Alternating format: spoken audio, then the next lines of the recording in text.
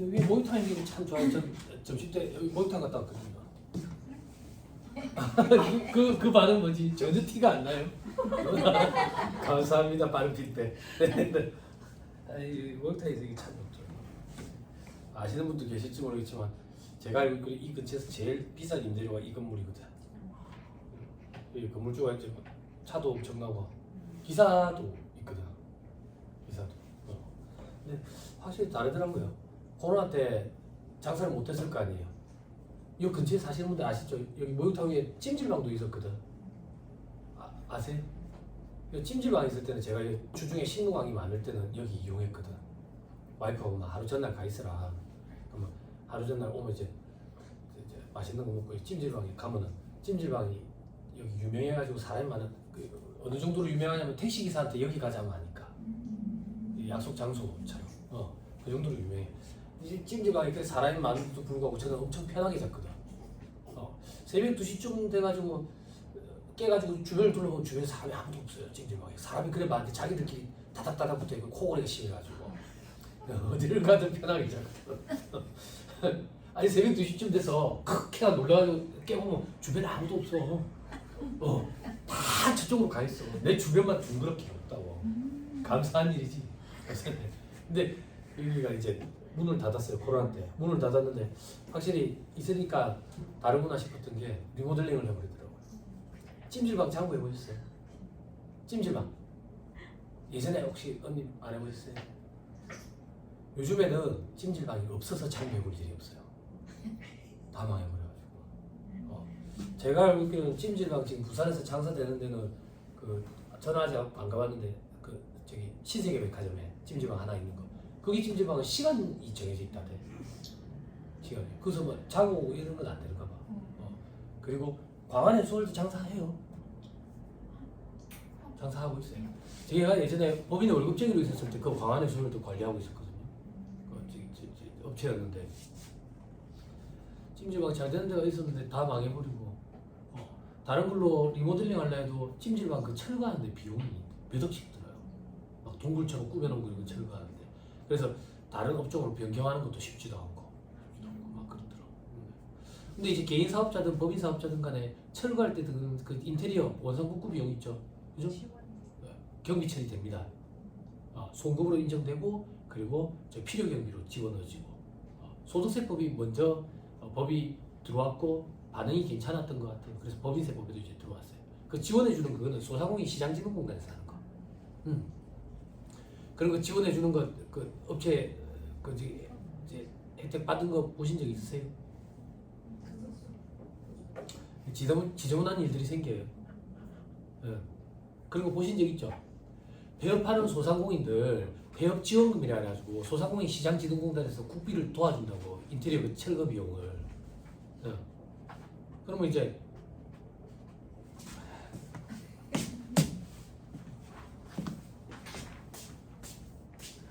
철거 비용 70만 원밖에 안 들어. 근데 그 업체에 의뢰하면 200만 원 써줄 거고. 그래. 이게 잘못된 거야. 근데 그렇지 않았어. 계속 그래왔어. 뭐가 계속 그러는데 제가 중간에 한 번씩 이렇게 하잖아요.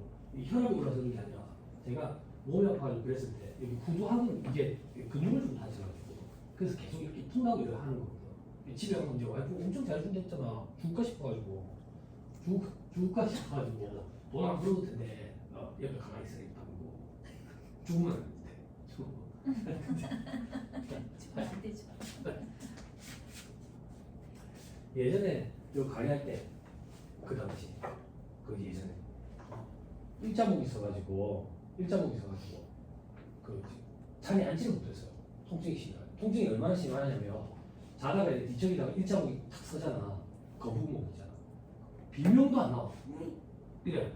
그럼 뭐 할아버지가 옆에서 같이 주무시다가 바로 시켜 빨리 응급실 가라. 그리고 응급실 가면 이제 의사 선생님이 목에 주사를 하고 풀어주는 거지. 그래 목이 안 돌아가. 그래가지고 도수치료 받으러 가잖아. 도수치료 받으면 5만 원 받았어. 5만 원. 지금 얼마예요? 10만 원. 보험비니까. 또 그렇죠. 그때는 보험 안 돼. 지원을 해주면 돼요. 또 어떤 게 있는데 출산 예정이신 분들 국가에서 카드 주죠. 그죠? 지금 얼마나 주는지는 잘 모르겠어요. 와이프 출산할 때는 100만 원인가 50만 원인가 할 때가 카드에 담아주는데 병원에 진료비로 쓸 수 있어. 진료비로. 그러면 진료비를 도와주는 거야. 보태주는 거잖아. 근데 갑자기 의사선생님이 이래 얘기한다. 괜찮은 것 같은데. 괜찮은 것 같은데 태동이 좀 작게 느껴지네요. 괜찮은 것 같은데. 괜찮은 것 같은데 혹시나 뭐좀 의심스러우신 뭐 초음파를 한번 보시던가요? 괜찮은 것 같은데 혹시나 의심스러우면 초음파를 보시던가요? 이렇게 한 초음파 3번 보고 그걸 다 나눠요. 그래서 보면 괜찮네요. 이렇게. 좀 그렇습니다. 그죠? 그걸 뭐라고 표현해야 돼? 그걸 과잉이라고 표현하면 또 좀 그렇고 괜찮을 것 같은데 불안하시면 한번 보시죠. 그렇게 3번 보면 끝. 그렇죠. 예. 봅시다. 네. 우리 163페이지 이게 부당이익 계산 보이는데 우리 관심사는 인정이자밖에 없어서 인정이자만 얘기하고 그냥 넘어갑니다. 저가매입, 저가양도, 저가양도, 고가매입 이런 거는 실질적으로 잘 안 벌어지고 그런 일이 벌어지면 여러분들 현업에서는 비상행주시 비상행주시 평가없이 이렇게 거래했을 때 그런 일이 생길 수도 있는데 그건 아마 여러분들 조직에 오는 분들이 직접 하실 거예요. 그리고 여러분 어제 말씀드렸죠. 여러분들 주식 평가하면 안 돼요. 평가가 워낙 복잡하기 때문에 프로그램에 좀 의존을 한다고. 그 프로그램은 세무사님, 회계사님 컴퓨터에만 있을 거예요.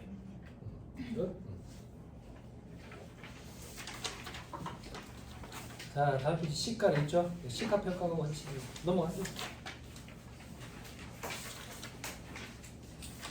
쭉쭉 넘어가세요. 170페이지 차등 배당 그리고 있죠. 그죠? 요거는 요 얘기 조금 할게요. 어제 얘기하다가 중간에 멈췄는데 가지급금 정리하려고. 그죠? 어제 공부한 거 남아있는지 봅시다. 가지급금 어떻게 하면 정리돼요? 간판 넣어야 된대. 방법이 누가 없다고 그랬어요? 간판 넣으면 정리가 되는데. 그거 말고요. 다른 방법 없어요. 간판 넣기 싫으니까 문제라 했죠. 그죠? 저는 급여를 인상시켜가지고 천천히 한다고. 천천히. 그리고 중간에 계산 배당도 하고. 그렇게 하는데 퇴직금을 해가지고 몰빵 받아간다. 몰빵 받아간다. 그러면은 예규에 뭐라고 돼 있냐면 퇴직금이 면밀하게 살펴봤더니 가지금을 정리하기 위한 수단으로 갑자기 퇴직금 지급 규정을 그렇게 만들어가지고 많이 몰빵 준 것 같다. 그러면 요게 임금처분에 의한 상여로 또 부른대요. 그런 얘기가 있어요. 그죠? 그래서 퇴직금을 몰빵해서 받아가지고 정리해야지 이것도 안 될 수가 있어요. 그럼 차등 배당은 뭔데? 다르게 배당 주는 게 차등 배당이에요. 어제 얘기한 것처럼 등기사에 가족들을 앉혀놓는 거죠.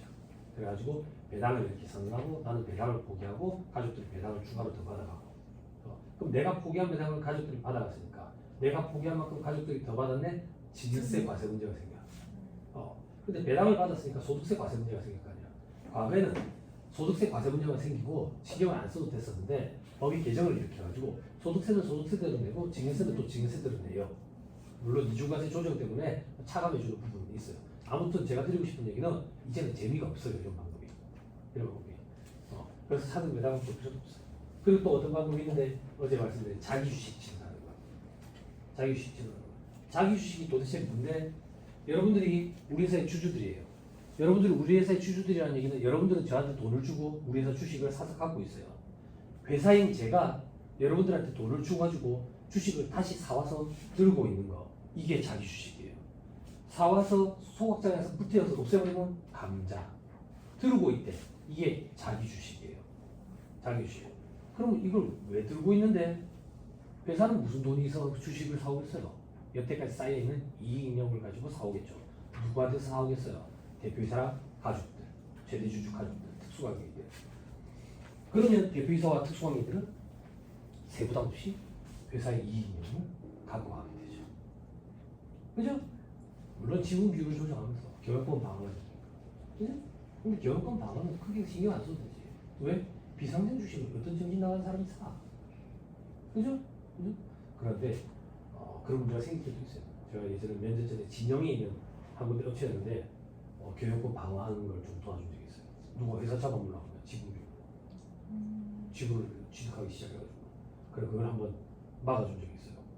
막아줘가지고 그 사장님이 너무 감사하다고 돈도 많이 주시고 앞으로 계약하자고 고문 계약하자 했어.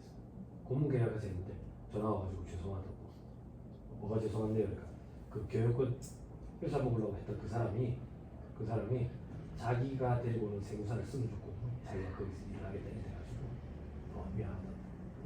뭐 그래서 그런 일도 있구나. 깜짝 놀라긴 했는데 그 얘기 조금 해볼까? 여담 삼아 식사하시고 나왔으니까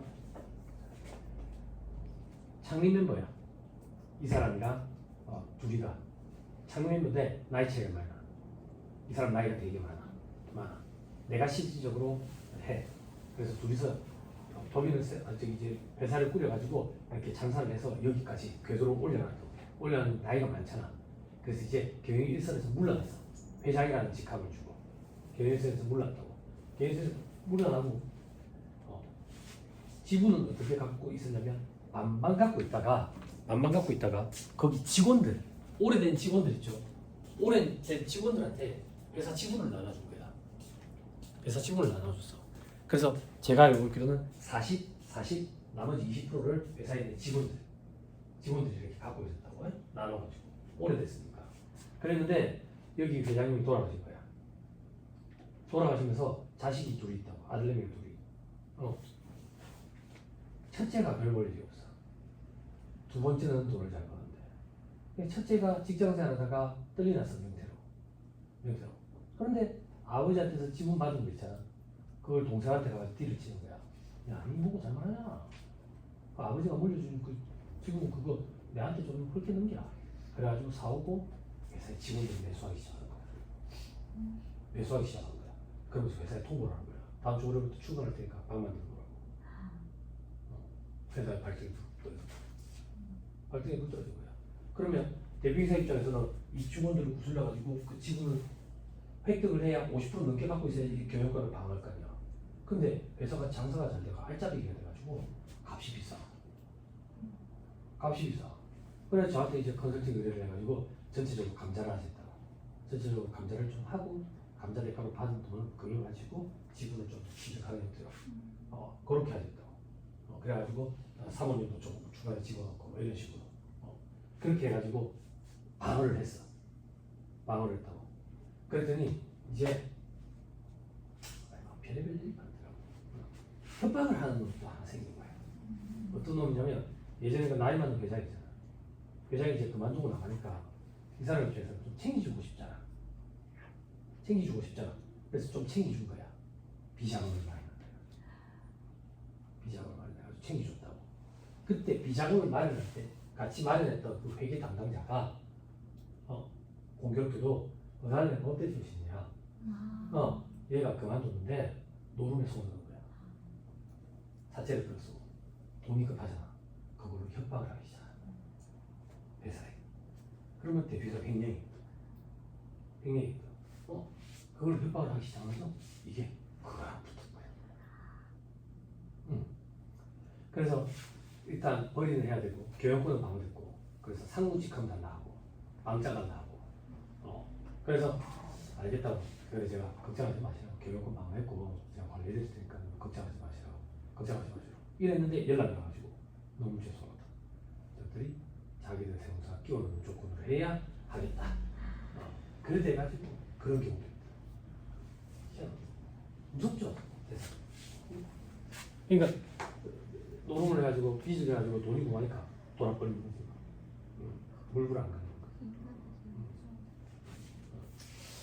자기 주식은 그런 거예요. 돈을 주고 이제 주식을 이렇게 보유해 있다고. 근데 제가 아까 그랬죠, 오전에. 상법에서 가장 중요한 개념이 자본 충실, 자본 유지 개념이라고. 자본이 부실화되면 안 돼. 자본이 어떻게 부실화되는데 여러분들이 저한테 돈을 줬기 때문에 주식을 발행해 줬거든. 여러분들이 준 돈은 제 입장에서는 회사 미천이에요. 이게 자본금이라고. 근데 제가 여러분들한테 돈을 주고 주식을 다시 사오면 회사 미천이 빠져나가요. 자본이 부실화되는 거야. 그래서 상법은 자기 주식의 취득 목적, 취득해서 보유할 수 있는 기간, 취득해서 보유할 수 있는 지분 비율을 엄격하게 제한을 두고 있다가 2012년에 그 규정이 다 없어졌어요. 그 규정이 다 없어질 때 시장에 어떤 시그널로 작용을 했냐면 자기 취득에 대한 제한을 풀어줬다라는 시그널로 받아들인 거예요.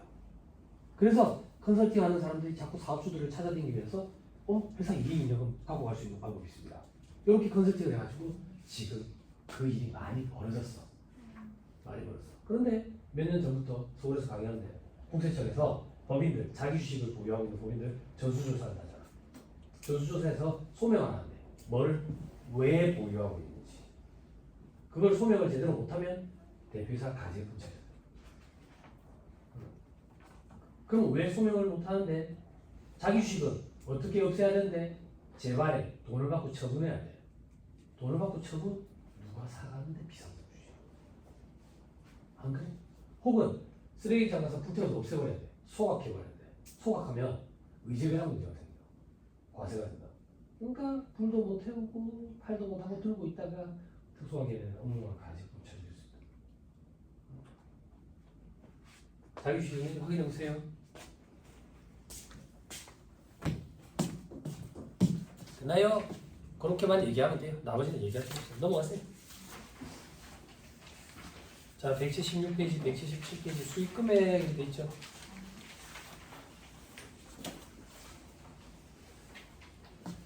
자, 동생들 봐봐. 동생들. 회계 수익과 세법상 입금은 비슷하지만 조금 차이가 난다고. 왜? 아까 잠깐 보여줬죠. 회계는 발생주의에 입각이 있고 세법은 권리 의무 확정주의에 입각이 있지. 그럼 회계상 금액과 세법상 금액의 차이가 있을 수도 있겠지. 그 차이를 조정하는 게 수익 금액 명세서에서 차이 조정하는 거지. 그지? 그 다음 우리 뭐 작성하는데? 수익 금액 명세서 작성하고 나면 제일 처음에 뭐해? 우리 다 똑같잖아. 어? 법인 조정으로 들어가가지고 표준 한 번씩 불러와가지고 저장하고 닫지. 그지? 다 똑같아. 다 똑같아. 외부 조정 업체는 어떻게 하는데요? 재무제표 그 엑셀 파일로 받은 거 두드리 넣는다고. 입력해서 넣어. 입력해서 넣어. 안에 백데이터가 없으니까. 그렇게 하고 이제 수익금액 명세서 가지. 그지? 그래서 수익금액 명세서 작성하고 그 다음 뭐 작성한대? 조정 후 수익금액 명세서 작성하지. 조정 후 수익금액 명세서에서 불러오게 하면 뭐 불러와줘요?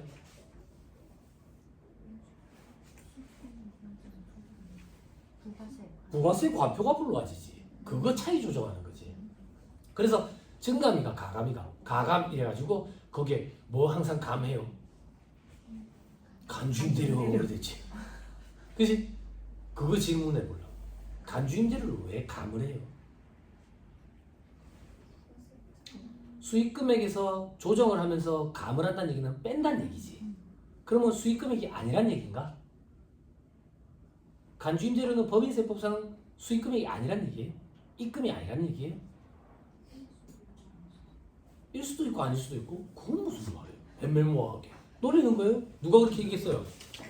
일 수도 있고 아닐 수도 있고 왜 그렇게 얘기했어요? 빨리 얘기해보세요.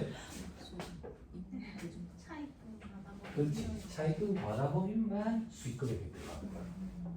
그죠? 그죠? 부동산 임대료를 주업으로 하면서 차입금이 자기 자본을 2배 초과하는 차입금 과다법인만 간주임대료 계산 대상이라고. 근데 부가가치세에서 계산할 때는 이미 간주임대료를 계산해놨거든. 근데 법인세법상 입금 수익금액에 해당하지 않는데 이 회사는 차입금 과다법인이 아니기 때문에 근데 부가세 과표를 불러왔네. 그래서 빼서 효과를 없애주는 거지. 그렇죠? 법인세법상 수익금이 아니라서 그렇습니다. 그래 얘기하면 안 돼요. 그러면 법인세법에 간주임대로 계산한 사실이 있을 필요가 없어요. 됐죠? 네?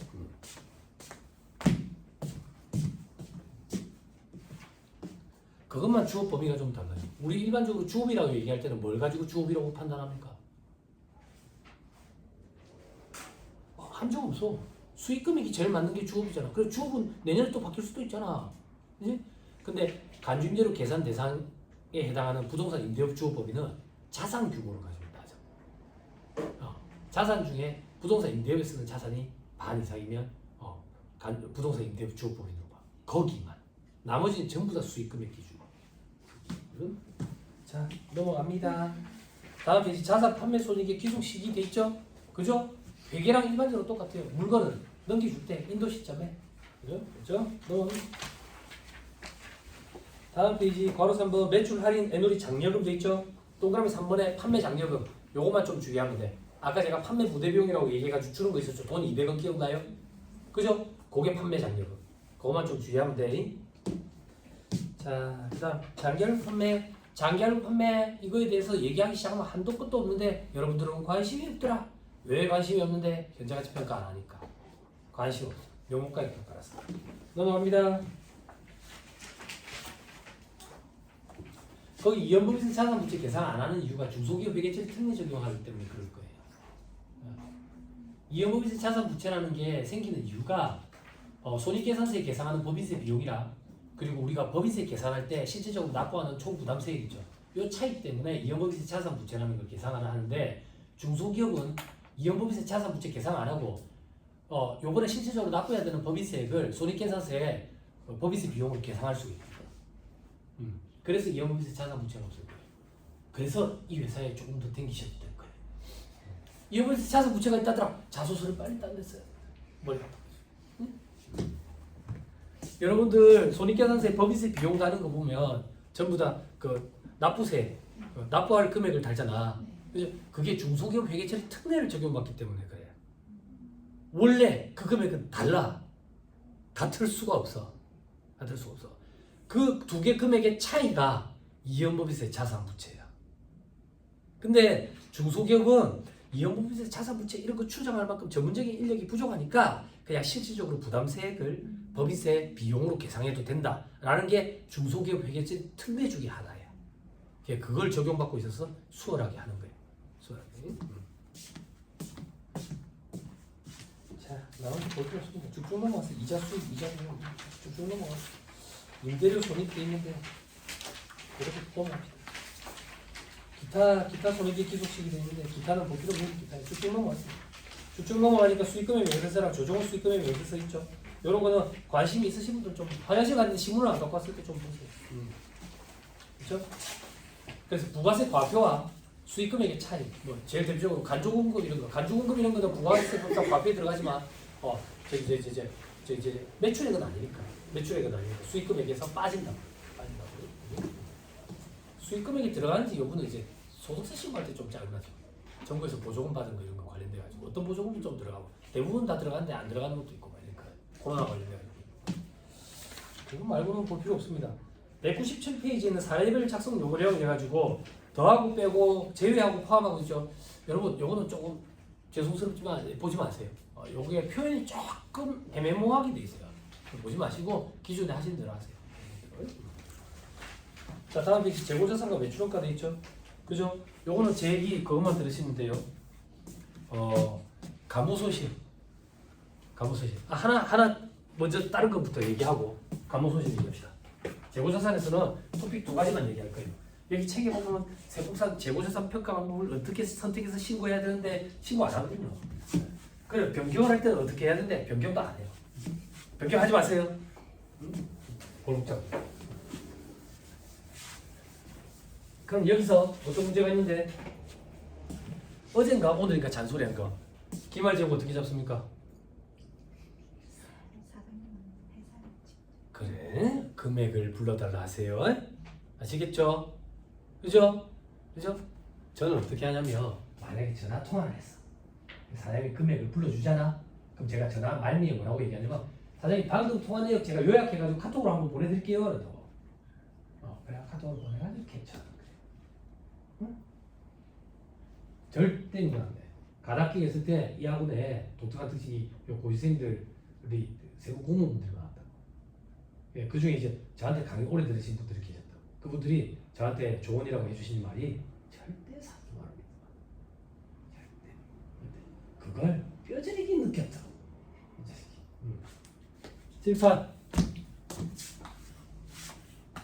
기초 재고가 있어요. 재고자산 T계정이에요. 그럼 여기 단기 매입분이 여기 있죠. 기초 재고는 작년에 팔다가 남은 거 창고에. 그리고 올해 사온 거. 요걸 가지고 우리는 팔고 남고 이렇게 되겠죠. 그죠? 팔려 나간 거의 원가를 우리는 매출 원가 이렇게 표현하죠. 그죠? 남아 있는 건 기말 재고죠. 그죠? 동생들이 있으니까 손익계산서. 손익계산서 제일 처음에 매출 재고죠. 그다음 매출 원가 오죠. 그죠? 이게 매출 원가죠. 그죠? 그러면 어쩌고 세상 살아가는 게 뭐 이렇게 된다고. 손익계산서도 수익과 비용으로 구성이 된다고. 매출액 수익, 매출원가, 비용. 그럼 봐봐. 매출원가가 많아지네. 그지? 그럼 요거는 작아지겠네. 그지? 근데 현업에서 일어나는 일. 기말 재고를 뻥튀기 시키는 거지. 뻥튀기. 근데 우리가 실질적으로 있는지 그것까지 우리가 어떻게 수수료 부과받고, 그죠? 그러면 상대적으로 얘가 작아지지. 얘가 작아지면 이익은 많이 늘어지지, 그지? 단편적으로 봅시다. 이익이 늘어나면 세금도 많겠지, 그지? 그래서 사업주들은 큰 걱정을 안 한다고. 왜? 기말 재고 뻥튀기 시키면 뭐 이익이 많이 나잖아. 그럼 세금 많이 냈잖아. 세금 많이 냈는데 누가 뭐라 하겠어? 이렇게 단편 일률적으로만 생각한다고, 그죠? 우리 네오플러스 언니 이러면 어떤 문제가 생겨요? 그렇지, 그렇지. 혹시나 재고를 실사했는데 그만큼 실질적으로 재고가 빚이 이러면 신고한 것보다, 그러면 세법은 대표이사 그걸 돈 받고 팔아서 지주머니에 넣은 걸로 처리해요. 대표이사 상해 처분된다고. 대표이사 상해. 그걸 거래처 사장님들한테 인지를 시켜줘야 돼 우리가. 그래서 재고를 완벽하게 값어치를 파악을 하지 못하더라도, 그죠? 엇비슷은 해야지. 안 그래요? 그죠? 이렇게 해가지고 외형 커 보이는 것처럼 해가지고 그래야 하라고. 그게 어떤 업체인데요? 사기꾼이지 뭐 다 사기꾼. 기말 재고 그래서 뻥튀기 되면 안 돼요. 그죠? 이게 대출 연장이 안 되니까 또 그렇게 하는 데도 있죠. 그래서 이게 어쩔 수 없다라는 표현은 싫은데 가지금처럼 자꾸 늘어나죠. 그죠? 네, 인지를 꼭 시켜드려야 돼요. 인지를, 그죠? 그래야지 사업주가 다른 방법을 강구를 하죠. 그죠? 대출과 관련돼가지고.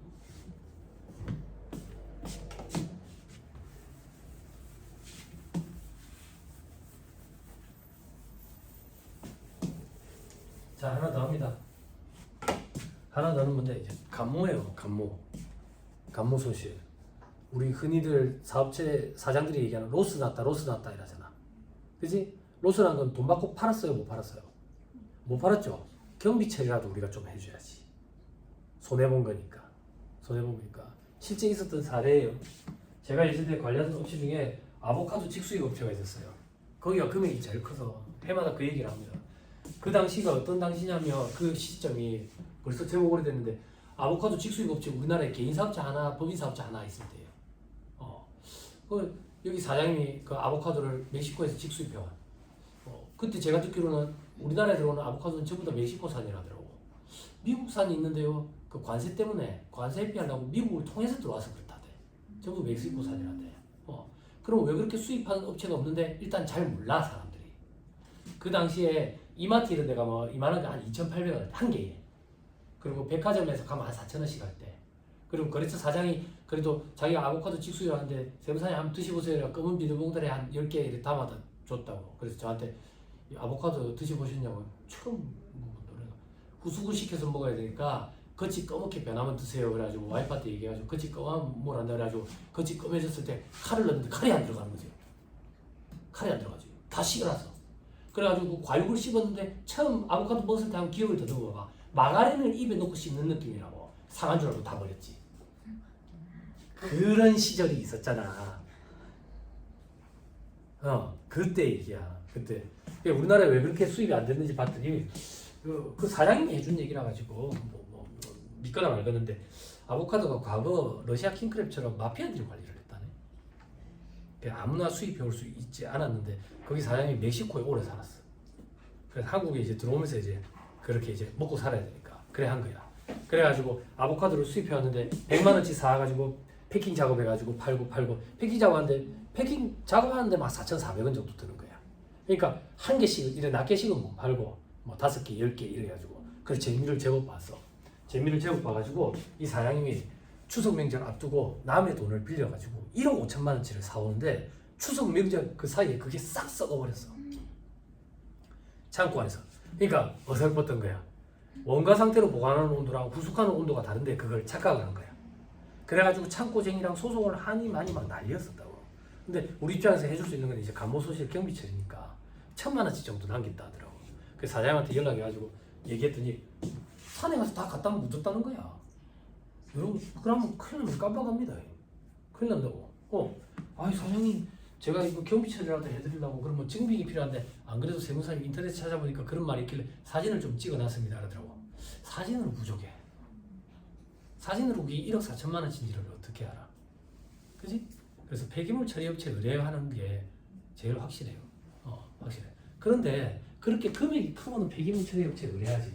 그 사장도 폐기물 처리업체에 의뢰했었는데 800달러 하더래. 1억 4천만 원치 손해를 봤는데 돈 800이 어디 있어 지금? 그래가지고 아는 지인 용달 빌려가지고 그래 한 거야. 삽질해가지고. 근데 벌써 막 6, 7년도 지난 일이라 가지고 그때 사진만 제가 보관하고 제가 감호소식 처리해가지고 넣었거든. 넣었는데 문제는 없었어. 문제는 없었는데 여러분들은 폐기물 처리업체에 의뢰하시라라는 그런 그 안내를 좀 해줘.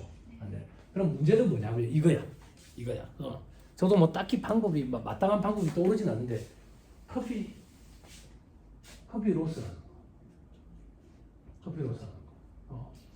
커피에 대해서 잘 몰라요. 잘 모르는데 커피집들이 커피를 따면 공기랑 닿는 순간부터 산패라는 게 이루어진다대. 산패라는 게. 그래서 그 산패가 이루어지면 어떻게 되는데요? 몸판대.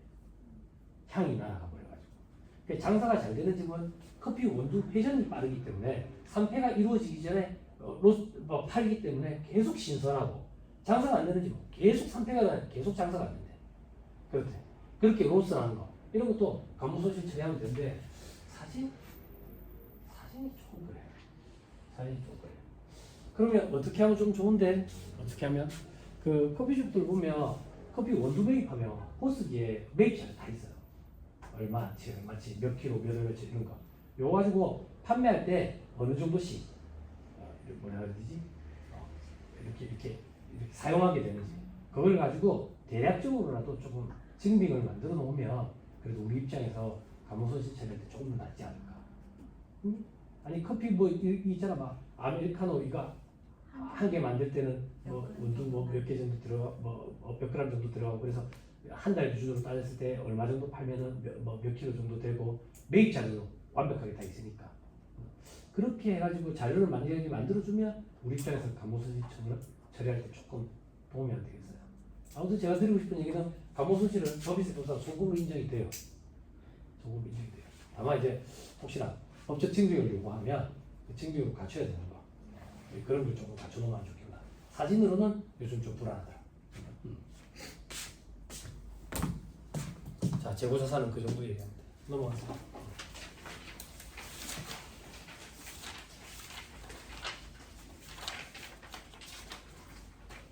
급여 돼 있죠. 급여에 보면 과로 이번에 비상근 임원 돼 있죠. 비상근 임원, 그죠? 나이 어린 동생들 이런 거 착각하는데 비상근 임원이 뭐냐면 출근을 안 하는 임원이야. 출근을 안 하는 임원한테 왜 돈을 주는데?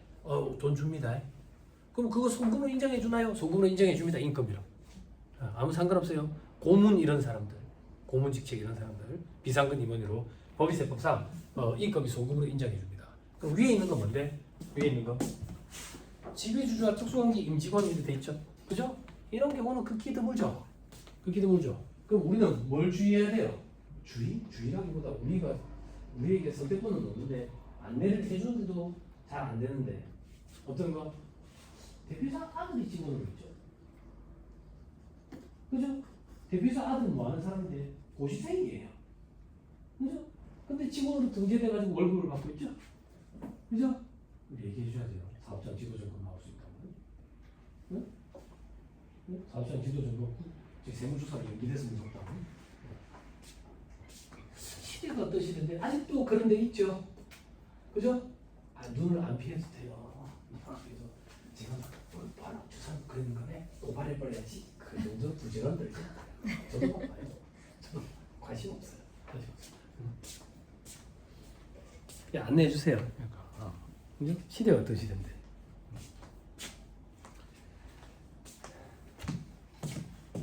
자, 그다음 해외 파견 직원 인건비 이것도 요건을 갖추면 경비 처리가 됩니다. 해외 파견을 보내면 그 현지 법인에서 월급을 주고 두 군데서 동시에 월급을 받는 경우도 있거든요. 그때 우리나라에서 지급하는 거에 대해서 경비처리를 할 수 있는 방법이 있어요. 요건을 갖춰야 돼. 그리고 밑에 3번에 보면 임원 상여금도 있죠. 임원 상여금. 임원 상여금은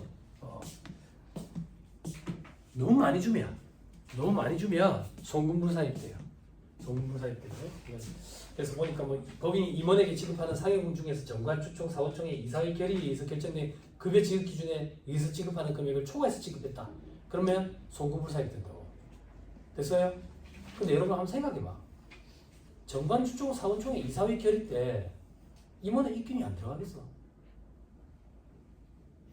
그럼 임원들이 상여금 받아갈 때 한도 초과되게 그렇게 규정을 만들어 놓겠냐고, 제 말은. 그죠? 그죠? 아니, 제 말은 자기들이 이런 규정을 만드는데 입김을 발휘를 해가지고 한도를 이만큼 만들어 놓으면 한도 초과되는 일이 있겠냐고. 없지. 그럼 이런 규정은 있어나 말하는 거 아니야. 그죠? 근데 아까 제가 말했어. 아까 우리 접대비 관련돼가지고 상품권 얘기했었잖아. 대표이사한테 상해 터뜨리면 뭐라 했어? 임명처분이야, 상해처분. 부정기적으로 갑자기 상해를 터뜨렸을 때 세무조사 나오면 근거를 달라고. 근거를 받아보면 임명처분이야, 상해처분. 그걸로 부인시켜.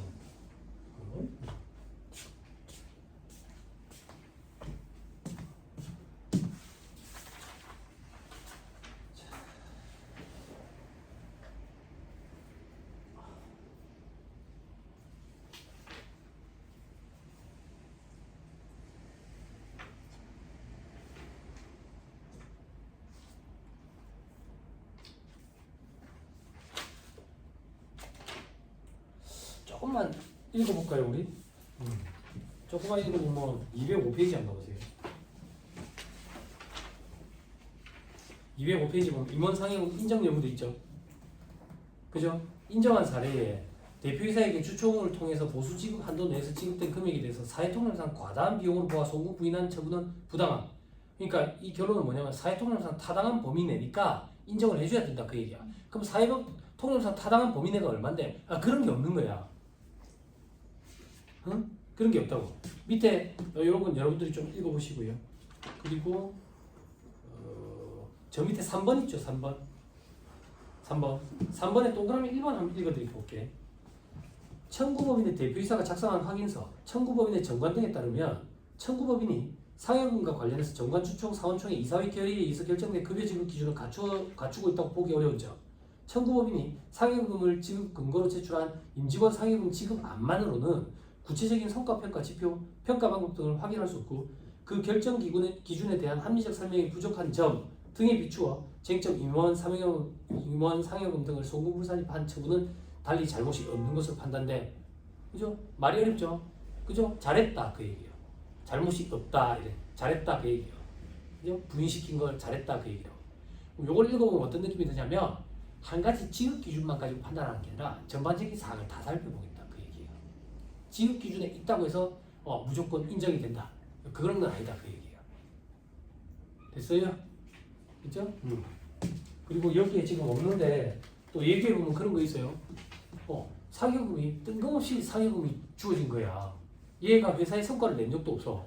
근데 가만 보니까 상여금을 왜 줬는지 봤더니 상여금을 받자마자 가지의금을 정리를 한 거야. 그럼 이건 가지의금을 정리하기 위한 수단으로 본다. 그래서 그런 경우에도 인여금 청구에 상여금 부인된 그런 케이스가 있어요. 됐죠? 자, 퇴직급여 봅시다. 힘들어요? 힘들어요? 어제랑 다르네. 바로 피드백을 주시네. 끄떡끄떡 해주시네. 그죠? 저도 힘들어요. 됐지요? 그러면 같이 힘들면 됐잖아. 저만 신나게 그러면 여러분 얼마나 불쾌하겠어. 같이 힘들면 됐잖아. 그냥 아직 쉴 때 안 됐어. 아직 쉴 때 안 됐어. 조금 더 해야 돼. 아직 쉴 때 안 됐어. 이제 39분밖에 안 됐어. 퇴직급여 볼게요. 퇴직급여. 퇴직급여는 일단 퇴직이 맞는지 여부부터 판단을 해야 돼. 실제 퇴직이 아닌데 퇴직금을 지급하면 업무무관 가지금 처리돼가지고 불이익을 당한다고. 불이익을. 어떤 경우가 있는데 임원 퇴직금 중간정산. 임원 퇴직금 중간정산이 이제 막혔다. 막힌 게 아니라 실질적으로 중간정산 사유에 해당하는 경우가 극히 드물어진 거지. 임원퇴직금 중간정산이 막힌 건 아니라고. 그죠? 그래 보면 뭐 병약해가지고 뭐 요양을 해야 돼가지고 이제 산속으로 들어갈 사람, 그지? 혹은 과거 1년을 기준으로 했었을 때 주택을 한 번도 소유하지 않았대. 소유하지 않았대. 그런 경우에 주택 구입자금 용도. 그럴 때 이제 임원퇴직금 중간정산이 가능하지. 그죠? 이 임원퇴직금에 대한 얘기를 지금부터 좀 할 거예요. 그죠?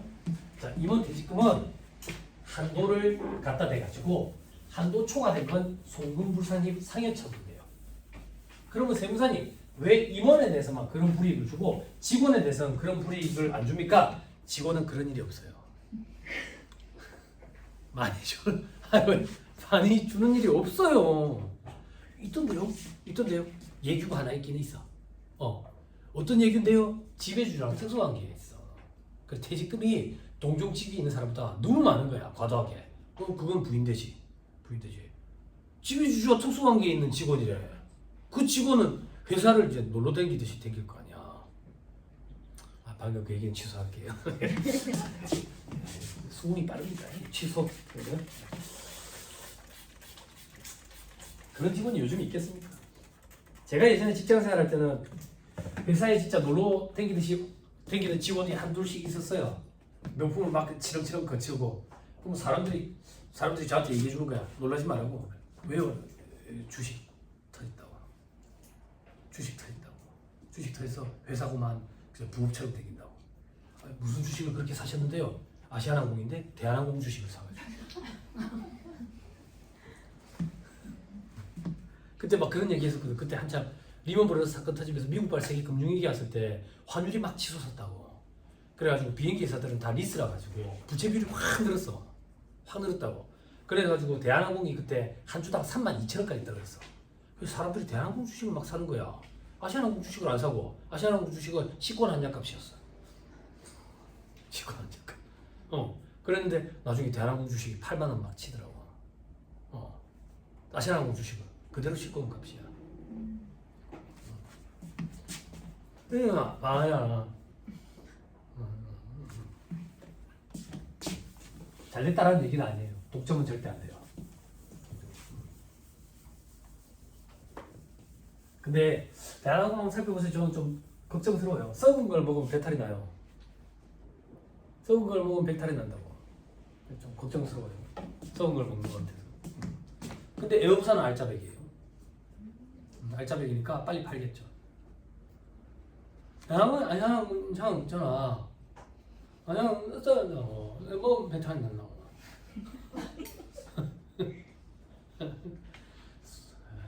답답했지. 아무튼 그래. 제발 봐봐요.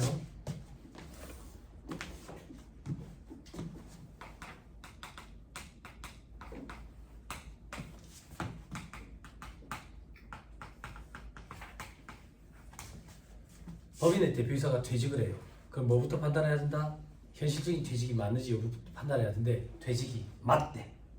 그래서 그 퇴직을 명목으로 회사에서 숫자는 간단히 할게요. 여러분들 이해를 돕기 위해서 퇴직을 명목으로 1,000원을 지급했어요. 그러면 법인 입장에서는 퇴직금이 인건비니까 송금 경비 처리를 해야 될 거 아니에요. 근데 임원에 대한 퇴직금이기 때문에 한도를 한번 갖다 대본다 그 얘기예요. 됐어요? 됐어요? 이거는 법인세법상 임원 퇴직금 한도 규정이에요.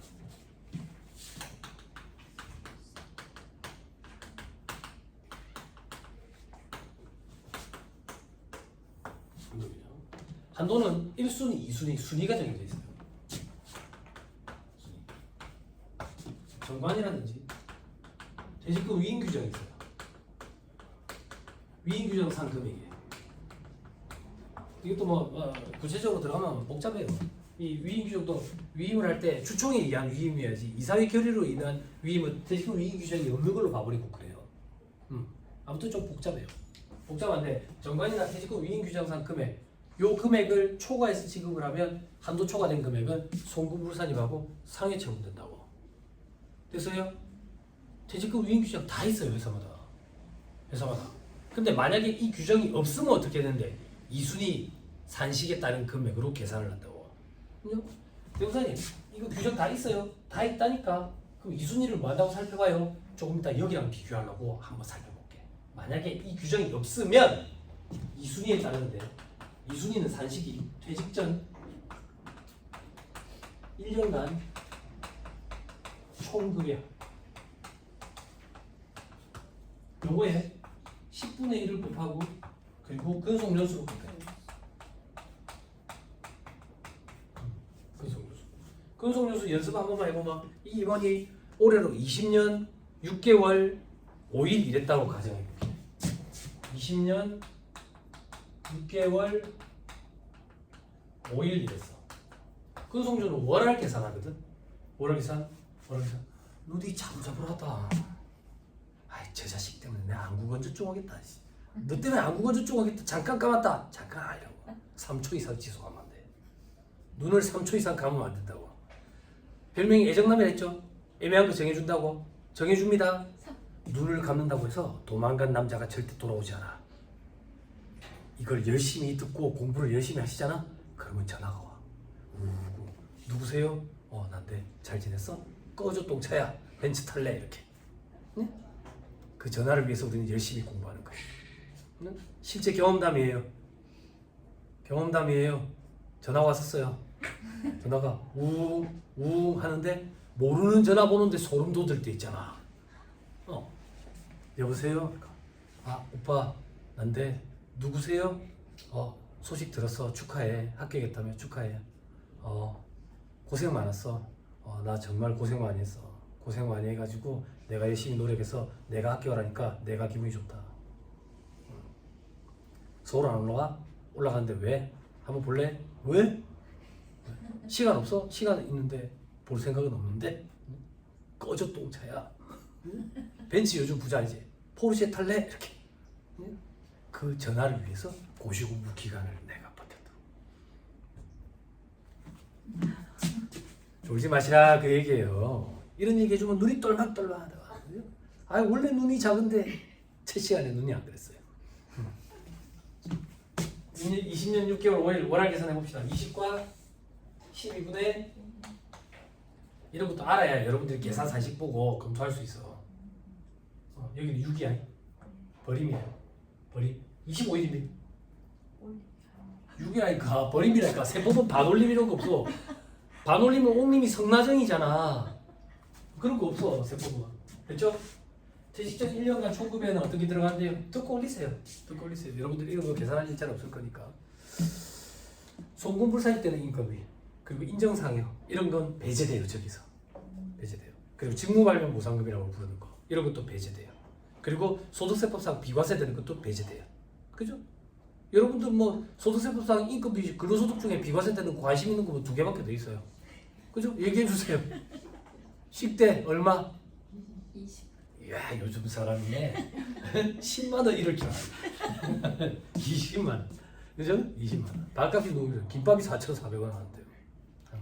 그죠? 또 차량 유지비, 자가운전 보조금, 자기 차량 운전 보조금. 그죠? 네, 그런 건 다 배제돼요. 자 간단한 숫자를 넣을게요. 1순위든 2순위든 간에 아무튼 한도 계산을 했더니 이 한도가 800원이 나왔다고 가정할게요. 그러면 이 800원 중에 1,000원 중에 200원은 송금분사에 들어갑니다. 임원 퇴직금 한도 초과에 200 상해 처분. 됐어요? 자 그럼 이제 대표이사 입장에서 보자. 대표이사 입장에서는 퇴직금 명목으로 1,000원을 받았지. 1,000원을 받았는데 그 중에 200원은 근로소득으로 과세되는 거예요. 이자 배당 사업 근로 연금 기타 아까 퇴직 양도소득이 있었잖아. 그 중에 근로소득세 계산 구조에 집어넣겠다 그 얘기라고.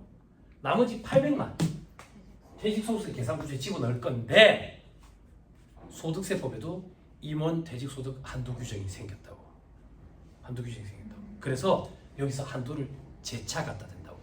그 한도는 어떻게 되는데 이 한도가 두 군데 있어. 이걸 제가 한 큐에 보여드리는 이유가 언니들을 앉혀놓고 여기를 강의하고 있으면 언니들이 자꾸 이걸 떠올리고 있어. 언니들 앉혀놓고 이걸 강의하고 있으면 이걸 자꾸 떠올리고 있다고. 그럼 이걸 어떻게 할까 싶어서 한 번에 다 보자. 한번 숫자는 간단한 걸로 넣어가지고 숫자에 어차피 도주타는 도주 세무사 사랑한다 세무사랑 프로가 해줄 거니까 꼭 두 개를 같이 얘기해 줘야 돼. 독점은 안 되니까. 내가 어디서 받아본 것 같잖아. 하나만 얘기해 주면. 자, 이 한도는 어떻게 되는데? 퇴직 전 3년간 연평균 급여. 여러분 프로그램에 이 산식이 세팅이 돼 있어요. 세팅이 돼 있어요. 그리고 이걸 10분의 1을 곱하고 근속연수를 곱해요. 이 근속연수도 월할 계산을 해요. 근데 저기랑 달라요. 연습해 보면 20과 12분의 7이에요. 여기는 올림이에요. 올림이에요. 정선생님, 이게 왜 다릅니까? 왜 다릅니까? 그는 기획재정부에 전화하세요. 물론 안 받겠지만, 그죠? 저한테 그러지 말고, 아무 힘도 없는 사람. 됐어요? 여기까지 됐어요? 그죠? 이 봐봐, 이렇게 다르다고. 요즘 사람들 이렇게 필기 안 해. 착 찍지. 네 얼굴이 사진에 나오면 거슬리니까 옆으로 잠깐 찌그러져 있거나 사진 좀 찍고 이렇게 탁 찍고 만다고. 누가 일일이 이렇게 막 하고 있냐고. 그리고 막 아이패드 이런 거 들고 와 그거는 막 갖다 쓴다고. 제방에서 이제 설명 드리세요. 쓰는 게 중요한 게 아니라 설명 드려야 돼. 임원들은 배수라는 걸 적용을 해. 배수가 어떤 거냐면 우리끼리 점심 먹을 때 우리는 퇴직금 1년 근속하면 한 달치 정도가 퇴직금으로 쌓이던데 근데 엄밀히 얘기하면 한 달치보다 좀 더 되거든. 10분의 1이니까. 예? 근데 임원들은 점심 먹을 때 우리는 1년 근속하면 한 석 달치 급여가 퇴직금으로 쌓이던데 한 5달치 급여가 퇴직금으로 쌓이던데 그 석 달치, 5달치 이런 거 우리는 배수라 그래. 배수. 그래서 임원 퇴직금 지급 규정에도 직급별로 배수가 세팅이 돼 있어. 회사마다 다르겠지만 비슷하긴 해. 됐죠? 그래서 한도에도 배수를 적용을 해. 그 배수가 3배라고. 3배. 쓰지 마. 쓰면 이거 못 따라와 지금. 계속 얘기해야 돼. 3배라고. 여기까지 됐어요? 됐나요? 근데 이 배수가 2배로 개정이 일어났어. 2020년을 기준으로. 그럼 우리가 한도를 계산할 때는 이 임원이 과거부터 2019년 12월 31일까지 근속했기 때문에 받는 퇴직금에 대해서는 3배수 곱한 한도랑 비교할 거고 2020년 1월 1일 이후부터 근속해서 지금까지 근속했기 때문에 받는 퇴직금에 대해서는 2배수 곱한 한도랑 비교를 해야 돼요. 자, 여기까지 따라와셨어요? 따라와셨어요? 그런데 이 임원 퇴직 소득 한도 규정, 소득세법에 있는 이 한도 규정은 2012년에 생겼어. 법은 소급 적용을 하지 않아. 그래서 이 임원이 과거부터 일을 했기 때문에 퇴직금을 받는데 한도 규정은 2012년에 생겼기 때문에 2012년부터 2019년 말까지 근속했기 때문에 받는 퇴직금에 대해서는 3배수 곱한 거 비교하고 2020년부터 지금까지 했기 때문에 한 거는 2배수 곱한 거랑 비교해야 된다고. 왜 이래서 복잡해. 이래서 복잡해. 저 환장하네.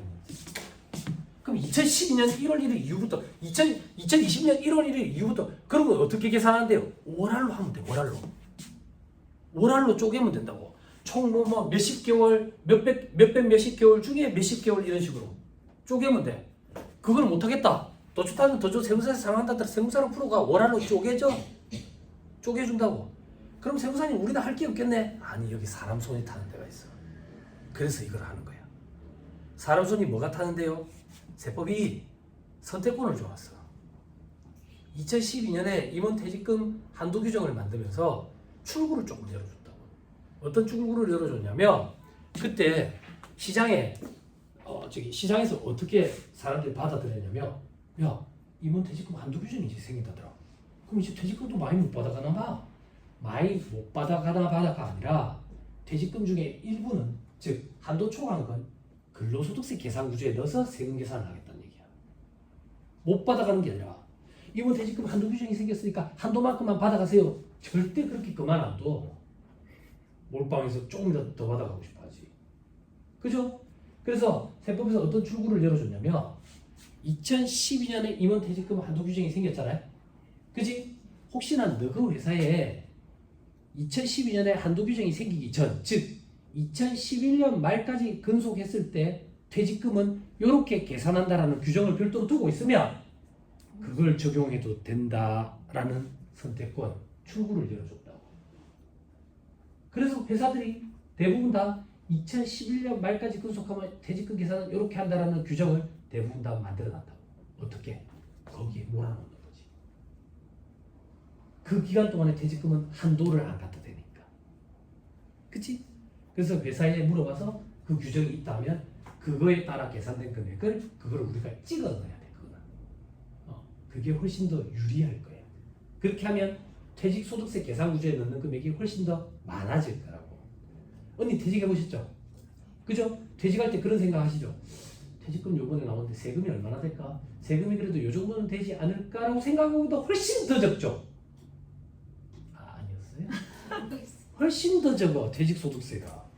똑같은 금액을 근로소득세 계산 구조에 넣었을 때랑 퇴직소득세 계산 구조에 넣었을 때 퇴직소득세가 상상 그 이상으로 더 많이 격차가 벌어질 정도로 적다고.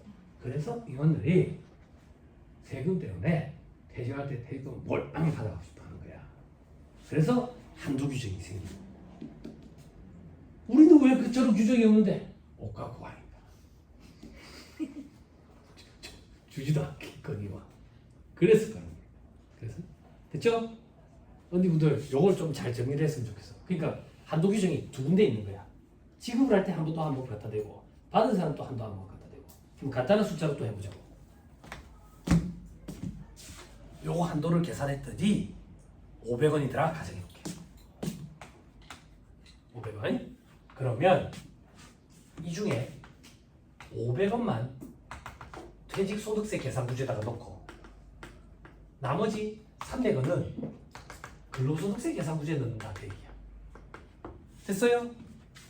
됐죠? 그럼 결론적으로 받은 사람 입장에서도 500원은 근로소득세 계산 구조에 넣을 거고 500원만 퇴직소득세 계산 구조에 넣을 거고.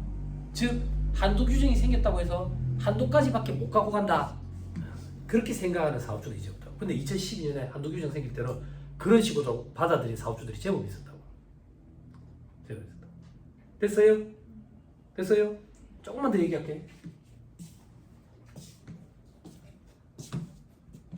여기 봐봐.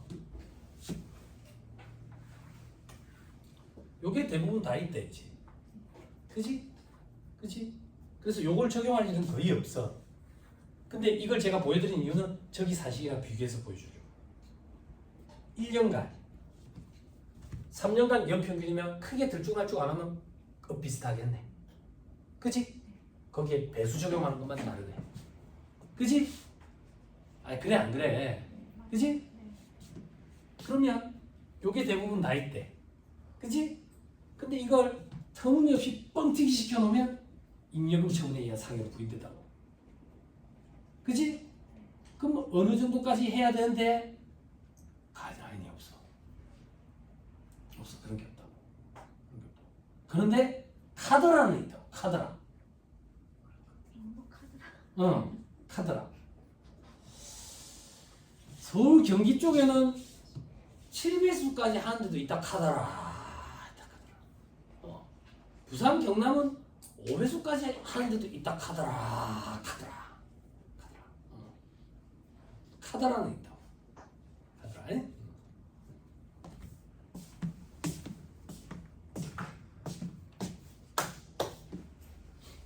됐어요.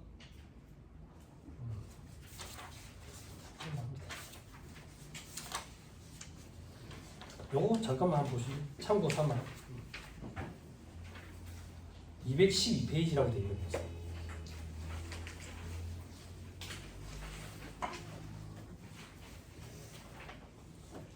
임원퇴직금 규정 예시돼 있죠. 꼭 이렇게 해야 되는 건 아니야. 그냥 얘라고 얘. 됐죠? 그죠? 근데 중요한 건 뭔데? 213페이지 맨 밑에 봐봐. 213페이지 맨 밑에 뭐라고 돼 있어요? 주총 결의에 의해서 작성이 돼야 돼. 이사회 결의로는 안 돼. 이사회 결의로 임원퇴직금 지급 규정을 만들면 예규가 있어. 퇴직금 지급 규정 없는 걸로 나와요. 그럼 밑에 있는 2번 산식으로 계산해버리라고. 2번 산식으로 계산해버리면 봐봐. 이거 배수도 적용 안 되기 때문에 이거 한도 얼마 안 될 거라고. 됐죠? 됐습니다. 그 정도 하시죠. 뭐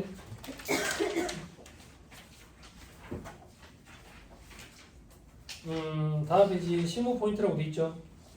그죠? 자, 괄호 2번에 임원 퇴직금 지급 규정을 인정하지 않는 경우도 있죠. 동그라미 1번 하나 읽어볼게요. 임원에게 지급할 퇴직금을 정관 등에 정하지 아니하고 주총 결의에 의해서 지급하는 경우에는 위임 규정 없는 걸로 보이는데. 된다요? 정관에 위임 규정 정하고 주총 결의에 의해야 돼. 됐죠? 밑에 동그라미 2번에 있네. 제가 아까 얘기한 거. 첫째 줄 끝에 이사회 결의에 의해서 지급한대. 요거는 규정상 금액이 아닌 걸로 본다고. 됐죠? 요거는 같이 안 읽고 제가 설명을 드릴게요. 괄호 3번에 퇴직급여 규정에 소급 적용 여부도 있죠. 소급 적용 가능합니다. 소급 적용 가능. 소급 적용 가능하다는 얘기가 뭔데? 요런 거예요. 만약에 우리 회사의 임원들이에요. 이사, 상무, 전무, 부사장, 사장이에요. 여기 5배수, 4배수, 3배수 이렇게 주기로 했는데 그 안에 위임 규정, 퇴직금 위임 규정, 주총 결의를 통해 가지고 5배수를 6배수, 그리고 이거 몇 배수 있어. 하여튼 이렇게 늘린 거야. 늘렸다고. 그러면 봐봐. 이 사람이 지금 올해로 20년 차거든. 20년 차. 그러면 지금부터 근속하는 것만 올린 규정을 적용하느냐? 과거 것도 올린 규정을 적용할 수 있느냐? 소급 적용해야 된다 그 얘기예요. 세포트 인정해 주죠. 됐죠? 그죠?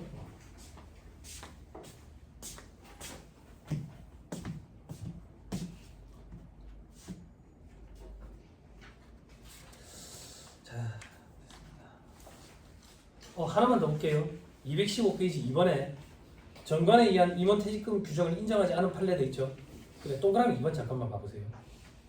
임원 퇴직급여 규정이 근로등의 대가로서 퇴직급여를 지급하려는 목적이 아니라 전체적으로 살펴보니까 갑자기 퇴직금 주는 형식을 빌려가지고 법인의 자금을 분여하기 위한 일시적인 방편으로 마련했대. 어떤 목적인데? 가지급금을 정리하기 위한 목적으로. 그런 경우에는 임금청정의 상여로 부인된다는 얘기예요. 됐죠? 그럼 자꾸 느낌이 오죠? 어떤 느낌? 가지급 정리는 갚아넣어야 되겠죠. 다음 페이지. 우리 지금 법인세법 하고 있는데 갑자기 소득세법상 임원 퇴직소득이 나오죠?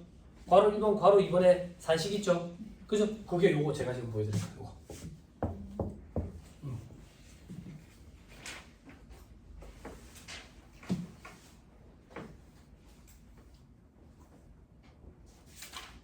됐죠? 됐습니다. 넘어갑니다. 219페이지 퇴직급여 충당 구체에 돼 있죠? 그죠? 한도액 이런 거 돼 있고 설정률, 충당가 상계 뭐 이런 말들이 있습니다. 쭉 넘어가세요. 쭉 넘어가시면 229페이지는 서식 사례 있죠? 그죠? 이걸 가지고 조금만 설명드려볼게요. 앞에 거는요, 앞에 건 너무 쉬워서 뒤에 게 조금 더 복잡거든요.